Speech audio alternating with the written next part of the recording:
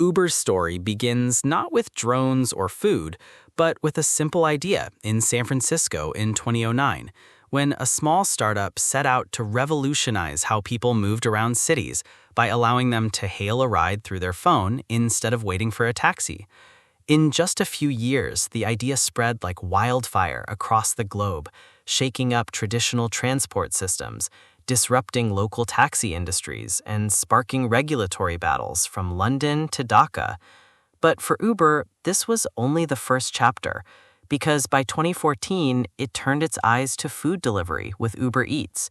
building on the same principle of matching supply and demand through its app.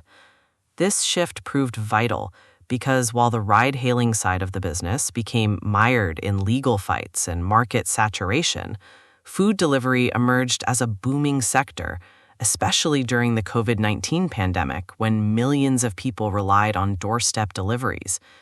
As a result, Uber Eats transformed from a side project into one of the company's main engines of growth, generating billions in revenue and competing fiercely with rivals like DoorDash in the United States and Deliveroo in Europe. Yet, behind the glossy app experience, a fundamental problem remained: the last mile of delivery.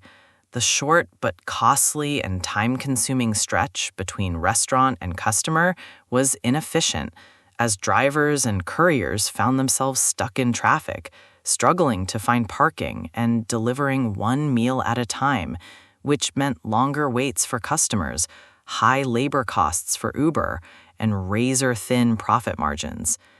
So naturally, the company began looking for ways to solve this bottleneck, and among the most ambitious solutions on the table was drone delivery, an idea that had been circulating in the tech world for more than a decade and was often portrayed as futuristic, with slick promotional videos showing small aircraft zipping over rooftops carrying burgers and groceries. But the reality proved far more complex, as companies like Amazon with its Prime Air program and Google's Wing unit invested heavily in drones, but faced obstacles ranging from regulatory hurdles to technical issues like battery life, limited payload capacity, and community concerns about noise and safety, which meant that, despite years of hype, drone delivery largely remained at the demonstration stage, confined to small pilot projects in carefully chosen neighborhoods. This is where Flytrex, a company from Israel, carved out its niche, because instead of promising global domination, it started small, founded in Tel Aviv in 2013 with the aim of creating an autonomous aerial delivery system that could realistically be integrated into daily life. From the beginning, Flytrex worked closely with regulators, especially in the United States, focusing on suburban areas with fewer air traffic complications, such as parts of North Carolina and Texas, where it tested its drones, delivering meals and groceries to backyards and open spaces.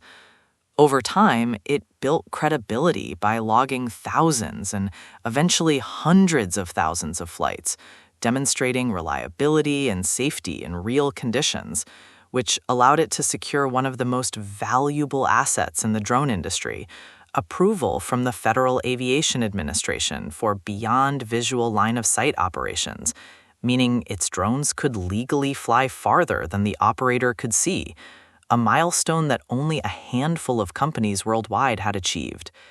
With this regulatory green light, Flytrex positioned itself as one of the leaders in the field, proving that drone delivery wasn't just a flashy demo, but a service that could scale under real-world rules. And so, by 2025, when Uber was weighing its options, the match seemed natural, because Uber did not want to spend years and billions building its own drone division from scratch the way Amazon had. Instead, it could plug directly into Flytrex's proven system.